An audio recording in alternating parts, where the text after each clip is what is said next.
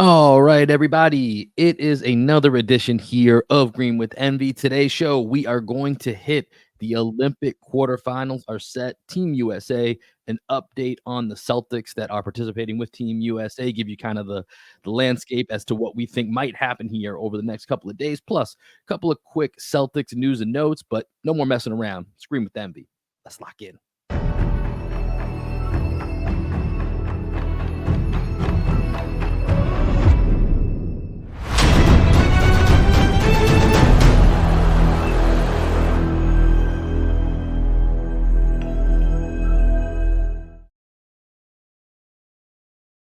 What up, what up, what up? Welcome into another edition of Green with Envy. As always, this is your boy Will Weir checking in. How you doing? How you living? Joining me today, as he does each and every time, my best friend, co-host, and the coach of the podcast, the one and only, Greg Benakis. How you doing today, man? I'm good, bro. I feel like we need to have like a full catch-up session with the audience before we get into all the Team USA stuff, just a good old-fashioned Green with Envy life update. Yeah, take it away, man. Well, I was gonna ask you like that's normally a suggestion that you should talk.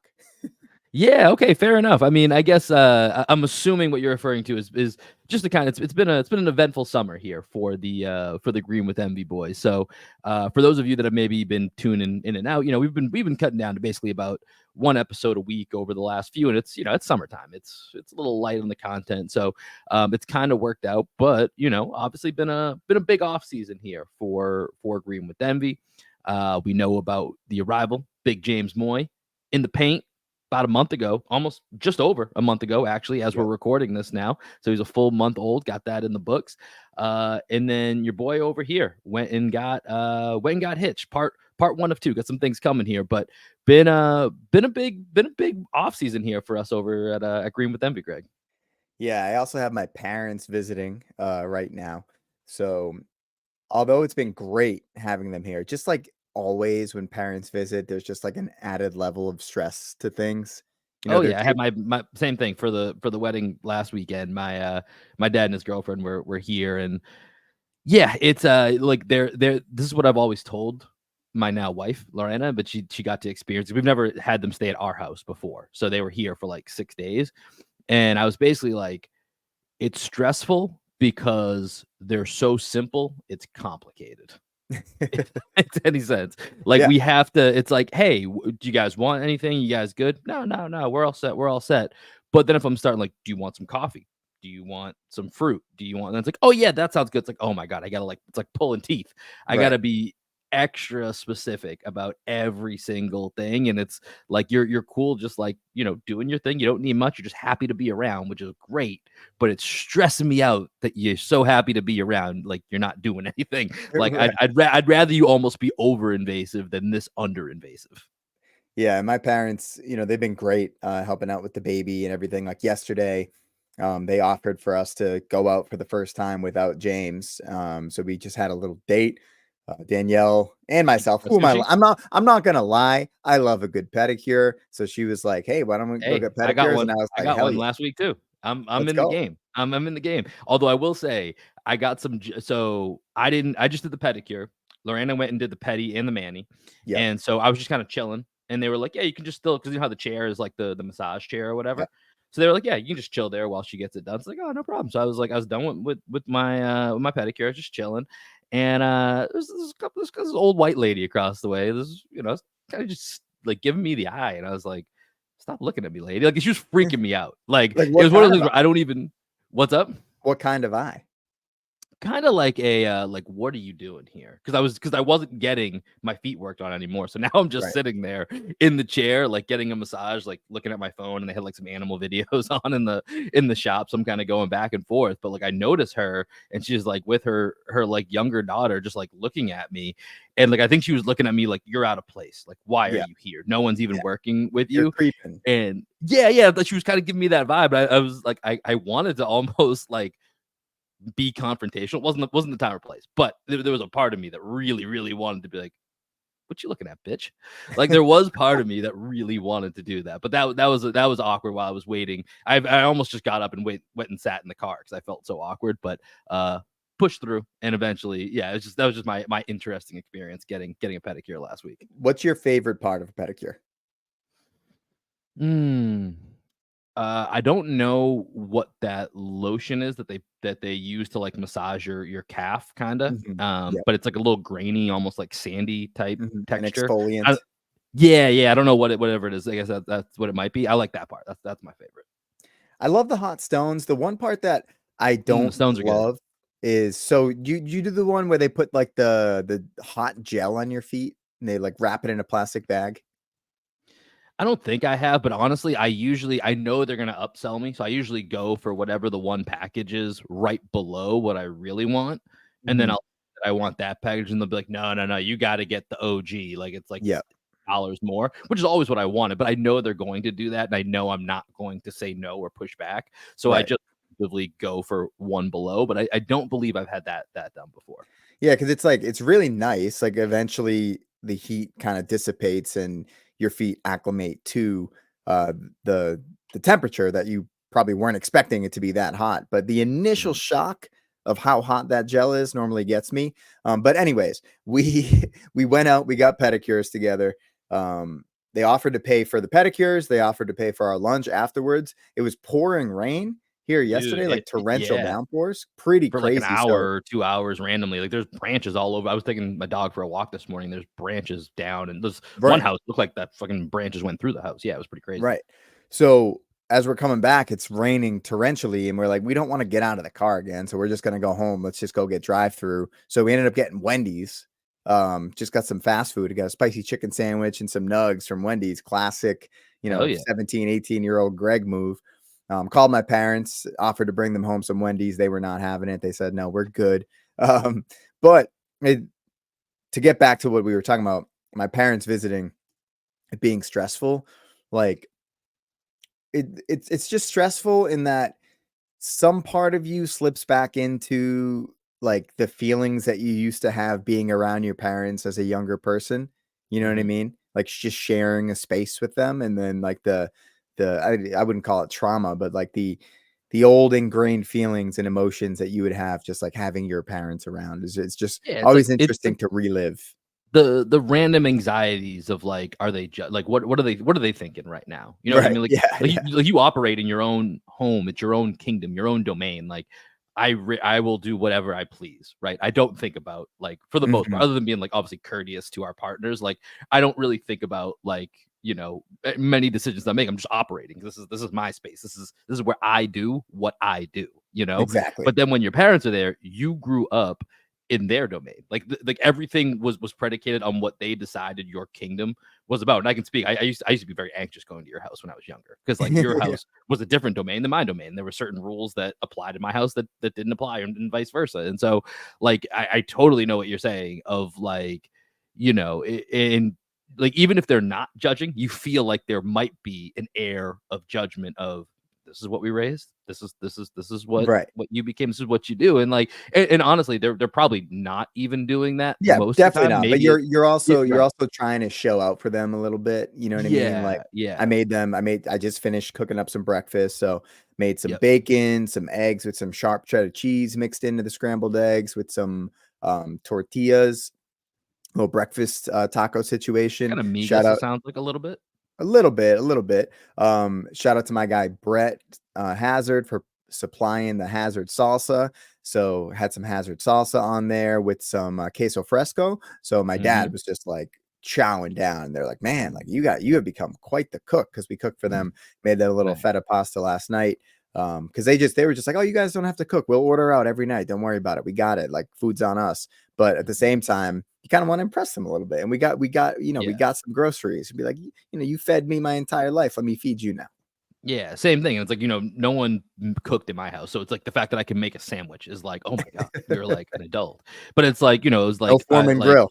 yeah, exactly. Or it was like, I wanted to always, and I'm not that my house is like ever messy, but like I was even more on top of it because I wanted to show like, hey, we could have done this when I was a kid. Like, I'm almost doing it in reverse. Like, hey, we could have kept the house a little bit nicer. So I'm going to show you how, as an adult, this is why like our space is nice. And I know, like, my wife's going to get most of the credit and she deserves it. But it's like I've also evolved. And you're kind of like, to your point, you're showing off a little bit, right? Yeah. And but that in turn then makes it Sticking more it to 'em. stressful. Yeah. Yeah, it makes it a little bit more stressful. See, But here's one thing that I wanna throw out there for the audience who, yeah. we have a lot of the numbers show that our audience is roughly in their late 20s through their And 30s, we'll get to right? some basketball here shortly, I promise. We will, Continue. we will. One piece of advice that you could offer to somebody that is hosting their parents maybe for the first time, or like they've hosted them in the past and it hasn't gone so well and they want to just improve the experience hosting their parents at their house. I mean, you just got to know your audience, right? So I think honestly the key is probably to not overthink it, but you have to do it within the realm of what is going to be most comfortable to your particular set of parents, because like our parents are very different, right? So Yeah. I think like whatever you might do is it's different than how I might approach it, but I think we both have the same goal, but we just have to approach it in a different way. So it's tough to give, I think, blanket advice, but I think you have to be somewhat strategic in just, okay, here's the things that I know I can do that kind of accomplish my goal of showing like, hey, this is where I'm at. And it's also in a weird way, it's an appreciation, right? Even though we're saying it's stress inducing at times, and like, can make the visit less relaxing than if like, a friend comes to visit and it's, Hmm. it's way more relaxed and chill. It's not that same environment. But I think if you cater it to what is going to make your particular set of parents comfortable, but also achieve your goal of showing off yourself to them and kind of the work that they've done, I think that's your best bet. I don't know how to like break that down specifically, because I think it's going to be so individualized depending on the circumstance. I love that. Well said. Well said. For those of you that maybe have a newborn and your parents are helping out, my piece of advice with that would be just to like let them do their thing. Cause like they want to show you, they still want to like parent you as you parent, right? It can be a little, officious at times, or like offering some advice that maybe you don't want, but just let them do their thing. Have them hold the baby, have them change the diapers. You might wanna hold on to that baby just a little bit longer than normal, but just let them have their moments because it's their grandchild. They want to develop a relationship with the baby. You have all the time in the world to continue to develop your relationship. But for example, if you're trying to get your newborn baby to, kind of mimic the sounds that you're making, and you want them to look at you because it's like kind of a new thing. Like James is now mimicking sounds, and if he goes like ah, then we're supposed to Hmm. go ah and Yeah. whatnot. And initially, he was kind of just doing it with his pawpaw, my mom, and I was kind of getting jealous. I was sitting there like, man, I wish he was doing this with me, looking at Right. me as Right. he's doing it. But I kind of stopped myself. I was like, let her have this moment, and eventually, he needed to turn his head, and he looked at me after probably like 15 minutes. He started doing it with me, and my mom backed off. She didn't come over and take up the other side. So just Hmm. let your grandparents have their moments with their children, with their Yeah. Sp- grandchildren. I think especially this goes that would, and this is my guess, when they're out of town as well too, right? Because they're going to have less opportunities, right? Yeah. So I think that's well said. Let's move on to some basketball. Let's Let's do it. uh let's throw in some basketball in the mix here. The Olympics are in full tilt right now, and specifically, I am curious to get your just take on the Olympics in general, but we'll save that for the end here. We'll go to some basketball here first specifically. But we're in full tilt. We're in the quarterfinals now. We're recording this on a Monday morning, starting on Tuesday. Hell of a slate of international basketball coming up all throughout the day. Let's start with Team USA. They wrapped up their pool play with a 20-plus point victory over Puerto Rico, 104-83, to win their group and get the number one overall seed with something close to about a plus 60-ish point differential. So they're going to be the one seed, and they will take on Brazil. Of note, Drew Holiday missed the final pool play game. He was out with a ankle sprain. It sounds like it was kind of just precaution. They felt pretty confident. When you have a team of all-stars, you feel pretty confident that you can sit down one guy for a pool play game and still get by, which they were able to do. Although shout out to our guy Tremont Waters over on Puerto Rico. Good to see him out there hooping. But Greg, let's start here. We've got 3 games of tournament evidence. You can include the exhibition games if you want as well. But where are you at right now with how Team USA is playing? To be honest, pretty dominant in the pool play, winning just about every game by double digits, every game by almost at least 20 points. So where are you at right now with Team USA as they head to the quarters against Brazil?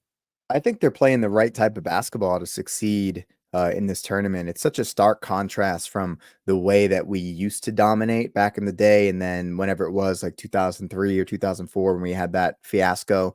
Was that at the Olympics, or that was Yeah, at I the mean, it Olympics, was a right? mixture. So it started in the World Championships, where I Hmm. believe we had like a 6th place finish, and that was like the Paul Pierce and whatever Right. team, and then Pierce didn't make it to the actual Olympic team. Hmm. And then I think it was in Athens, in which I can't remember if they got. I think they might have settled for the bronze. Is what happened there, I Okay. believe. Yeah, but anyways, the point being, we didn't understand as American basketball how to play the FIBA game and how to adjust NBA style of basketball to what would succeed in FIBA, as these teams with such great structure and understanding and principles on both sides of the ball, the types of actions that work in FIBA that maybe don't work in the NBA, for a variety of reasons, defensive 3 seconds being one of them, all these different Mhm. things that you can do. And in this team, you're just seeing how far American basketball has kind of evolved, where because so many guys are playing a more European style within the NBA itself, it's just like all the kind of inherent actions, like the zoom actions that they run, the Spain stack pick and roll, like all these things that people are running more consistently. It seems like everybody on the team knows how to play in this new style, and it doesn't really matter who they're putting out there aside from Joel Embiid. Everybody kind of understands how to play this game, because Embiid, he's just such a ball stopper, man. That's one of the biggest things I'm taking away. Anytime the ball goes to Embiid, everything just freezes, and it's Yeah. just watch Embiid do his thing, and he hasn't really done his thing. And listen, we'll talk about Tatum here in a minute, but I think everyone, to your point, has found a role except for Embiid. Embiid is still the one piece that just feels out of place every single time, even when he has. I think he had some good stats against Puerto Rico, which Puerto Rico doesn't really have, many big men to stand in the way. So, what'd you think of Joel Embiid at the end of that game? Did you catch, him goading the fans on who have been booing him consistently because of, getting the French passport, and then kind of leaning into, am I going to be Team France? Am I going to go to the USA? And then ultimately choosing the USA. So the fans have been all over him. He's kind of, getting the crowd going, and holds the ball at midcourt and then throws up a fucking air ball. Mm-hmm. I'm so sick of Joel Embiid. Like I can't, I don't have it in me. Like I thought at some point I'd be like, Joel you know Embiid. what? I am just full clown status on Joel Embiid. I I've can't I've never stand it. liked him, man. And like he had that interview where he was like, "I don't understand why people don't like me. Like, what's not to like about me?" It's like you're probably the most unlikable guy in the Yeah. NBA right now. It's like you and Draymond. And Draymond's like he's so unlikable that it's almost endearing. And with Embiid, it's just like everything he does, he doesn't seem to be self-aware at all, Mhm. especially like with the lack of shape that that he's always in. He's never in shape, and he never takes accountability for it, and he like passes the blame onto other people, and he looks at himself as one of the all-time greats, and it's like, yeah, you're talented as hell, man, but to be an all-time great, there's a level of mentality that you need to have, and it just does not exist within your DNA. You don't have it, you know, full first take status. Joel Embiid does not have a winning mindset. Yeah, Like no, it's I just, mean, it's that's how I it's feel. hard to it's hard to disagree with the facts, right? Like the numbers don't lie at this point with Joel Embiid. So I mean, we'll see what happens with Paul George in the mix, and that's a different conversation that we'll have in the next couple of weeks, looking at other teams in the East. But going back to this Team USA, one of the biggest joys for me watching this Team USA team is LeBron and KD kind of having their moment, Mhm. because like, and Steph's supposed to be in this mix. Steph's been pretty average. Let's be honest. He's having trouble He's been shooting the bad. He's ball. shooting Yeah, 32% from the yeah, field. it's and he's getting good looks too, right? And I know the ball's a little bit different, and Steph has been involved with Team USA. It's been several years since he's been involved, so it's not as if Steph is ultra familiar with this ball, but it seems to be a bit of a problem. But KD certainly no problem shooting. I think like 67% from three or 70%, something crazy from three in these pool play games. And then LeBron is just the best player. LeBron is, Mhm. and No he's at question. that. And it's the physical and the mental. He's clearly not at his physical peak anymore, being 40 years old, not surprising, but he's still one of the best athletes in this entire tournament. And just the mental, like he knows exactly when he needs to conserve his energy, put on put on the jets, or needs to be the facilitator. He was making some amazing passes in the Puerto Rico game where he's kind of Mhm. spinning the ball into the lane. And, I was thinking about this the other day. Like LeBron, you just mentioned Joel Embiid has little self-awareness. I think LeBron has a crazy amount of self-awareness and is very, very manicured, like in his approach. Everything he does, like I saw the clip going around the other day from him earlier in the season where he's like, first of all, happy International Women's Day. And Yeah. he's like very clear, like the camera's on him and he's talking about Yeah. this. Like he knows what he's doing. And sometimes it's kind of funny and goofy, but I think from a basketball standpoint, I feel like LeBron is 100% treating this as a legacy tournament for him because he Mhm. knows, like he whether he's ever going to say it or not, you can tell he's very consumed with the like him, Jordan, like he wants to be in there as much as he also wants other things, and he tries to find this balance. I think for him, and I started to really think about this in the exhibition game against the South Sudan when he took over, when he was like, all right, this is like my tournament. It's not Mhm. being blemished with a loss to the South Sudan. I'm taking this Right. game over and we're winning this. And I think in this tournament, you've seen it's very clear that, when you think about the 92 team, the Larry and Magic parts of that team were really just kind of handing the torch over. They were like figureheads. They They were didn't there, do but much. they exactly. That is not the case with LeBron.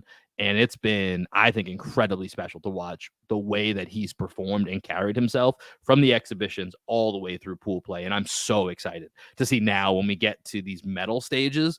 Like I just feel like LeBron somehow at 40 years old has another gear that he's going to bring out in the next couple of days. Well, the thing with LeBron, it's like during the regular season, it's tough for him to play 82 games and to play 35, 40 minutes a night. And the wear and tear over a season is just tough to do when you're as old as he is. But he's playing a handful of games this summer. He's playing 20 to 25 minutes a game. The court is smaller.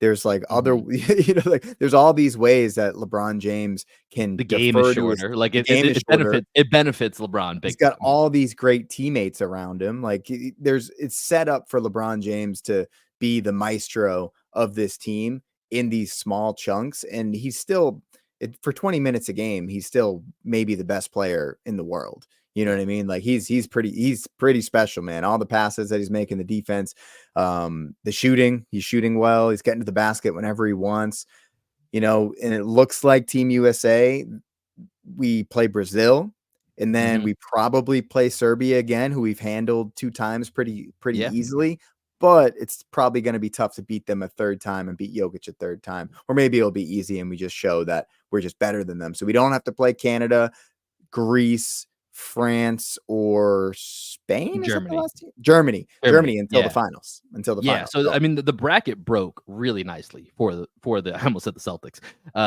for Team USA, where, like you said, they get Brazil. Love my, shout out to Bruno Cabocla, 2 years mhm. away from being 2 years Dropped away, and I think he's still 33 in two the years last game. away.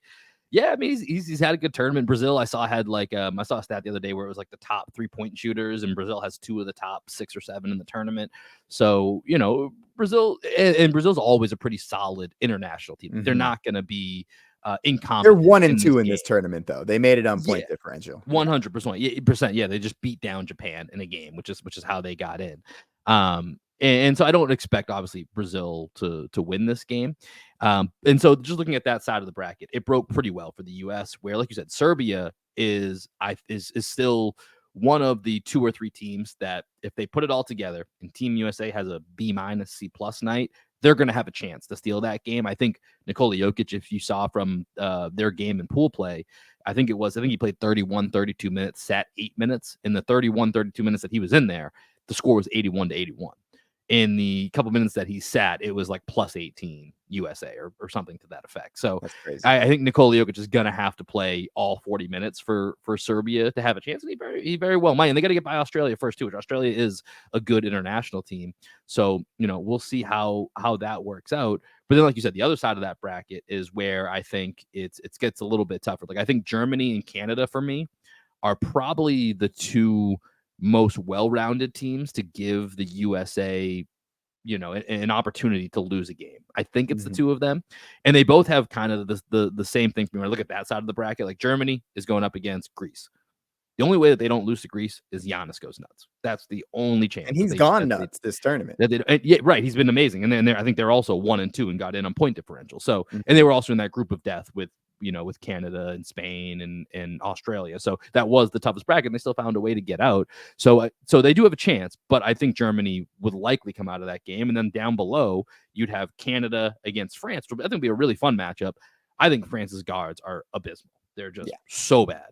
And so similar to Greece, I think it's kind of Wemby or bust. Like Wemby's going to have to do something really special, I think, for them to beat Canada. And then what could be an unbelievable Final Four would be Canada, Germany, Serbia, US. Yeah. And the star talent across that, and across three of those four teams, and then Germany, which is just probably the best unit because they have the most cohesion out of those Mhm. four. Like that's an unreal international Final Four that we're potentially looking at here in the next couple of days. Yeah, and I mean, either way, if France wins or loses, the matchup is gonna be pretty sweet in the next round. Obviously, because it's in Paris, you want France and you want Wemby to go as far as they can, but, going up against Canada, Canada's just a tough squad, man. Like, Yeah. they're they have the most NBA talent on that team outside of, Team USA, so they're that's probably the matchup that I wanna see the most is USA versus Canada in the final. Hmm. USA, Germany would also be great in the final just because of, Germany's, as you mentioned, the cohesion. They're the defending FIBA champs. They look great. They look great out there. Dennis Schroeder just I turns saw it into the earlier best point today. guard in international basketball He's when he shooting started playing. 70% from two. It's crazy, man. Just It's getting to the crazy. lane. And then they got my guy Obst. I love that dude Yep, Obst Opes is on Germany. nasty. They have, He lets it the fly. Wagner boys killing it. So, Shout out to that Daniel Tice. Tice, yeah, they've got a good squad, man. So it's gonna be fun regardless. The one guy in France that has kind of caught my eye though is that two guard that they have with the bounce. It has a name kind of like Fournier, but it's like Cornier or something like that. But he's pretty good, man. He's got some bounce. Um, but Yeah, I'm I'm interested in excited. France in the future, right? With all these guys that Yeah, just got yeah, drafted this year. Like I think that's the play is how because I think Fournier's, finally running out of international yeah. steam. And they just don't have any guards to make Gobert really effective. And so it's They just need to kind of play, just like you said. Jokic needs to play around 40. Wemby needs to play more than he's played. 100%. And they need to give him the ball. Yeah, I don't think they give him the ball enough. So I think that's we'll see what happens. I think it's gonna be fun week of basketball. I want to go back to one Team USA thing real quick here. And I want to talk about Jayson Tatum again, just because that was a very focal point for us leading up yeah, to yeah. the tournament. And then of course he got benched for the first game against Serbia. So that's another interesting plot line. If we do play Serbia later this week, what does that mean? Because Mhm. since then he's gotten 2 starts. So I don't know how we make sense of this. Gets a start against South Sudan, pretty uneventful. And then against Puerto Rico, he goes and gets a double-double, 10 points, 10 rebounds, 3 assists and 2 steals. So a really well-rounded overall game. But what I'm curious to ask you, Greg, is what do you make of the role? And this was kind of going back to the Joel Embiid combo we had a little bit earlier here, where it just feels like it doesn't fit with Joel Embiid. Whereas Tatum on this team, and I went back and looked at some of his stats from the last Olympics, it's a very, very different role that he has Mhm. this year versus what he did in 2021. And he's really turned himself into just a big role player. He's doing all the dirty work on defense. He's rebounding. He's on offense, primarily just setting screens and finding the right time to cut to the basket. What have you made of the adaptation for Jayson Tatum in this particular Olympics?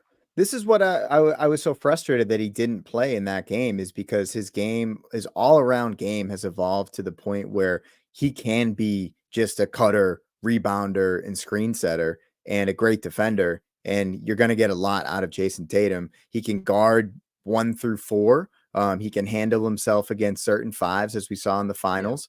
But it didn't make sense for me for Team USA to go with the 3 guard lineup. Also, like you need to have a bigger team out there in international basketball, just with how physical the game is. And I think that Tatum's size and physicality has gotten to the point where you can't take him off the floor for an entire game. It's just crazy to Yeah. me because he's 6'8", 6'9", and he's one of the most well-rounded small forward, power forward hybrids in the league at this point. And it just never made sense for me to bench him with all the things that he can do aside from shoot, because his shot is just completely broken at this point.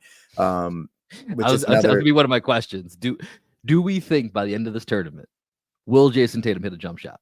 I don't Not think even so, a three, man. just a jump shot. I don't think so. His shot, he looks like he has no confidence in his shot. I'm I'm starting to get very worried. I'm gonna be honest. Like I'm starting to get like I feel like it's almost the yips. Like so, think at the end of the Puerto Rico game, they tried to get him a couple jump shots, and he missed Mhm. both of them.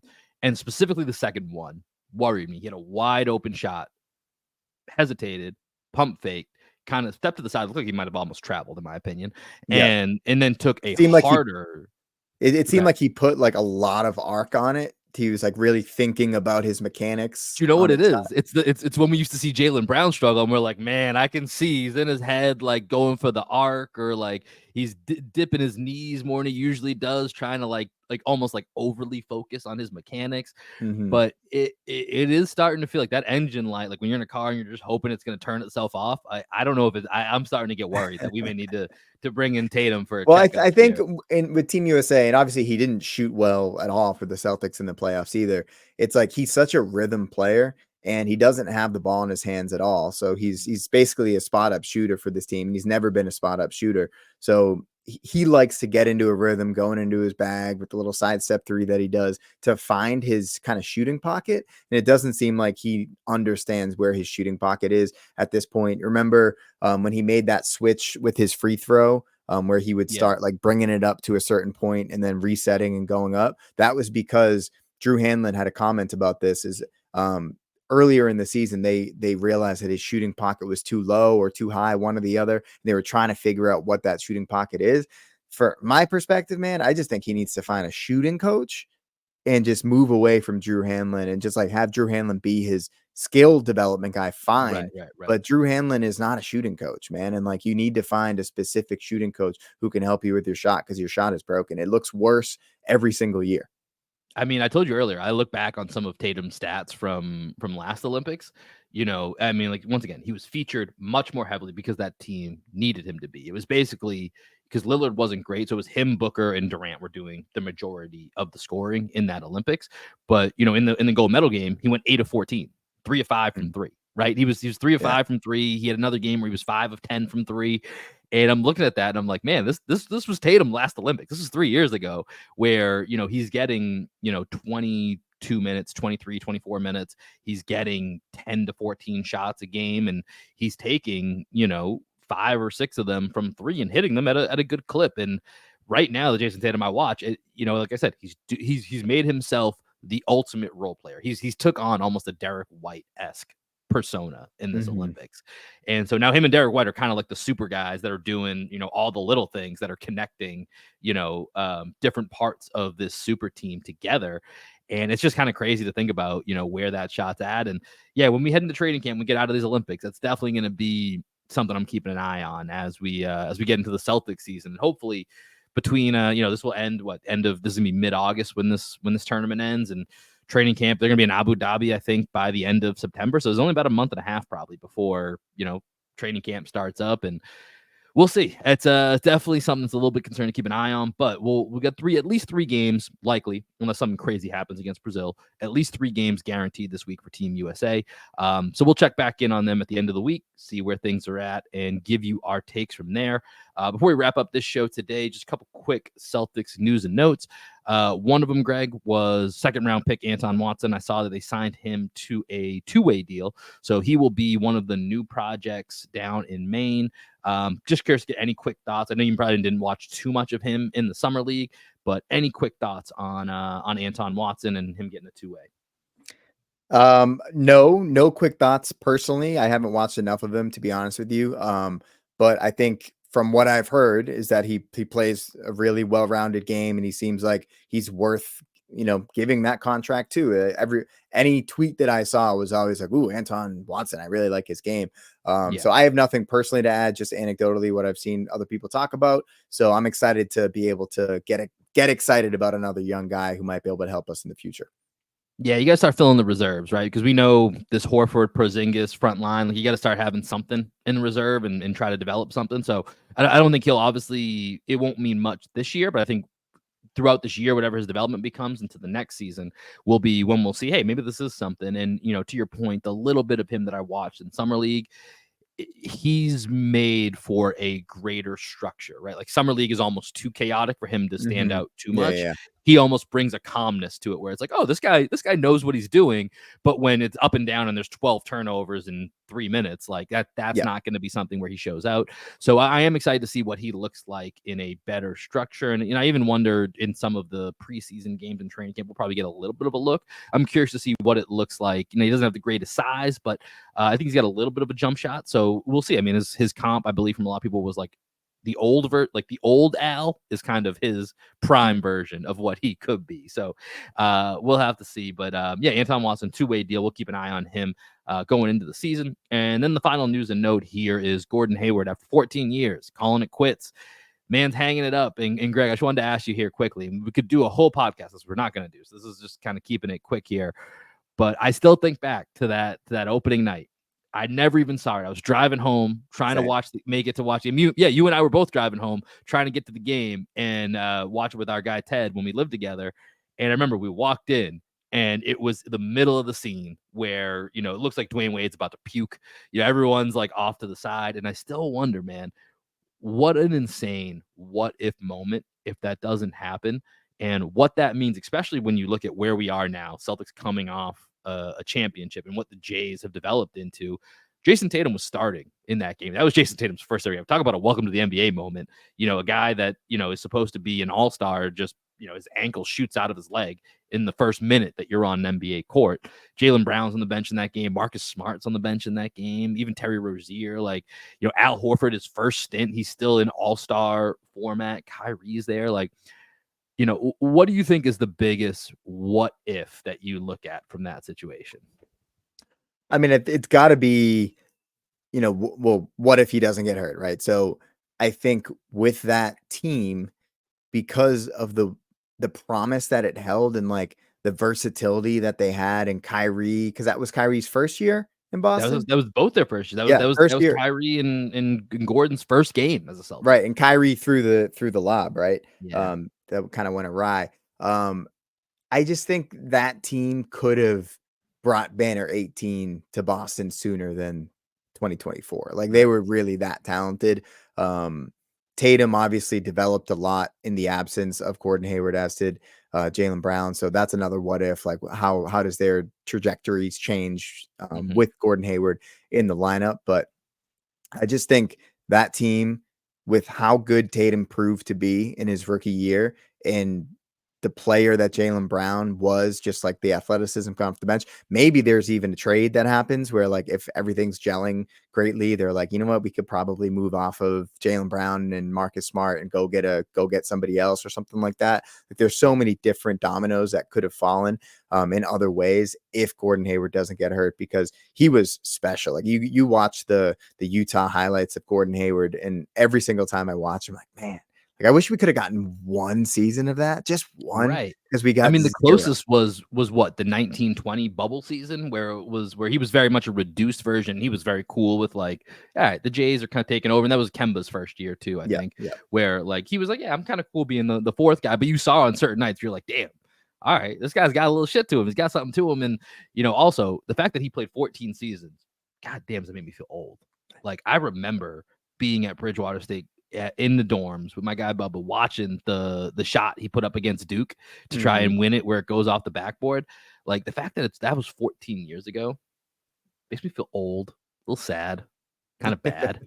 Like it's just crazy to me that 14 years is what Gordon Hayward was in the league. And yeah, it's really tough that we never got a really great stretch of Gordon Hayward Celtic basketball. And, like you said, I think the biggest what if is do the Jays become the Jays that we know today? And I don't know that they do, or are they still, let's say there's a world where they're still these guys, but their development lines up with maybe Kyrie doesn't go AWOL and he's a lot happier because Gordon Hayward's there. Maybe he doesn't get hurt later, and him and Hayward are the face of that playoff run, with the Jays providing supplemental support. And you have Marcus Smart, who could have been unbelievable sixth man. If you got that coming off Right. coming off the bench, and now all of a sudden, maybe like to your point, maybe the Celtics win a championship or are in the finals a couple times with a Kyrie, Jaylen Brown, Gordon Hayward, Jayson Tatum, Al Horford starting lineup, Marcus Smart coming in as your sixth man, and you fill in the blanks with the rest of them,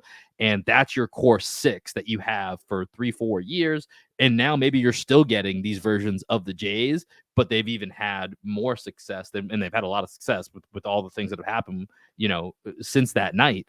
But maybe they've already had that. So it's really crazy to think about what it could have been. Really sad that we never got a true Gordon Hayward moment, but end of a career for Gordon Hayward. That's the kind of the Celtic that never was, right? Like, yeah, I really wish he hung around for one more year to try and like find a moment with the team. Like, he got traded to the Thunder. It didn't go well. He didn't play for them, but I still felt like he was good enough where he could have had. Honestly, I wouldn't have minded a minimum fly. Like, we have an open roster spot. I wouldn't have minded that, just to see, because he's always been like, even when he left, we saw, like I said, that last season that he was healthy in quotations, like, he played that awesome connector role that we were missing for a long time until we picked up Drew and Derek, right? Where we really needed somebody between the Jays that made more sense to help connect those guys. Yeah, just like remember whenever he would play against the zone and we like put him back in against the zone, and it'd be like, oh, we have someone who understands how to manipulate a defense with a pump fake. Exactly. And so, I think that would be an interesting. I understand the Celtics probably have it's probably better for them to try to develop, whether it's Jordan Walsh or whoever, or some of the other younger guys, Shireman, like in that last role that was Brissett's last year, than give it to Hayward. So, I get it, but I thought that would have been an interesting flyer to maybe bring Gordon Hayward back, but alas, he's gone. Retired. Gordon Hayward, shout out to you, my guy. Congrats. That's going to do it. That's going to wrap it up for this episode here of Green with Envy. As always, stay locked in. Make sure you guys are following us on YouTube, across all of our socials. Give us a rating. Make sure you're hitting that subscribe button. Give us a rating on Spotify or Apple. Those always help the podcast, and we appreciate you guys tuning in. But Greg, any final thoughts here before we send it over to some Black Sheep Optimists? Team USA wins the gold. I mean, I'm not going to second. I'll just double down. That's what I think is going to happen too. We'll check back probably on next Sunday, and we'll have some more for you guys. Peace. It feels like summer, baby. Oh, mama, feel like summer. New season got me seeing new colors. So fly, the sky will kiss you. Lips so smooth, I miss your issues. Oh, mama, feel like summer. Got me seeing new colors. Oh my, I'm slipping into white lies and time. Now you're 3 shots deep that you chase with the Croy. You're looking at me while you're making that noise. I've been trying to stay clean, but you gave me no choice.